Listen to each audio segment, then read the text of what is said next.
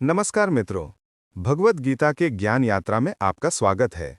पिछले पाठ में हमने सीखा कि आत्मा न जलती है, न कटती है, न भीगती है और न सूखती है। आज हम गीता के 5वें पाठ में जानेंगे, जो आत्मा को जान लेता है वह भय मुक्त हो जाता है। कुरुक्षेत्र के मैदान में अर्जुन खड़ा है, भयभीत। उसके हाथ कांप रहे हैं, माथे पर पसीना है।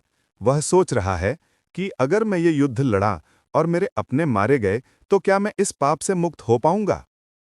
अर्जुन का भय वास्तव में हर इंसान का भय है, मृत्यु का, हानि का, असफलता का। कृष्ण मुस्कुराकर बोले, अर्जुन, जो आत्मा को जान लेता है उसके जीवन से भय समाप्त हो जाता है, क्योंकि आत्मा शाश्वत है, अमर है। जब यह समझ आ जाए कि मृत्यु केवल शरीर की है, आत्मा की नहीं, तब डरने का कोई कारण ही नहीं बचता। जैसे सपने में हम कई घटनाओं का अनुभव करते हैं, लेकिन नींद खुलते ही सब मिट जाता है, वैसे ही मृत्यु केवल एक नींद है और आत्मा की यात्रा जारी रहती है। शरीर एक सराय है और आत्मा यात्री। यात्री सराय बदलता है, लेकिन यात्रा नहीं रुकती। दीपक का पात्र टूट सकता है, पर लौ नहीं बुझती। मृत्यु का भय। यदि हम समझ लें कि आत्मा अमर है तो प्रियजनों के जाने का शोक कम हो जाएगा। असफलता का भय। यदि आत्मा नश्वर नहीं है तो असफलताएं केवल अनुभव हैं, अंत नहीं। निर्भीकता से कर्म।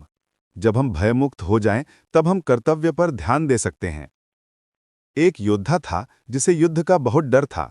वो हमेशा सोचता था, अगर मैं मर गया तो। एक दिन उसके गुरु ने उसे समझाया कि मृत्यु केवल शरीर की है, आत्मा कभी नहीं मरती। यह सुनकर उसका भय समाप्त हो गया और उसने निडर होकर युद्ध लड़ा। गीता कहती है, आत्मा को जानना स्वयं को जानना है।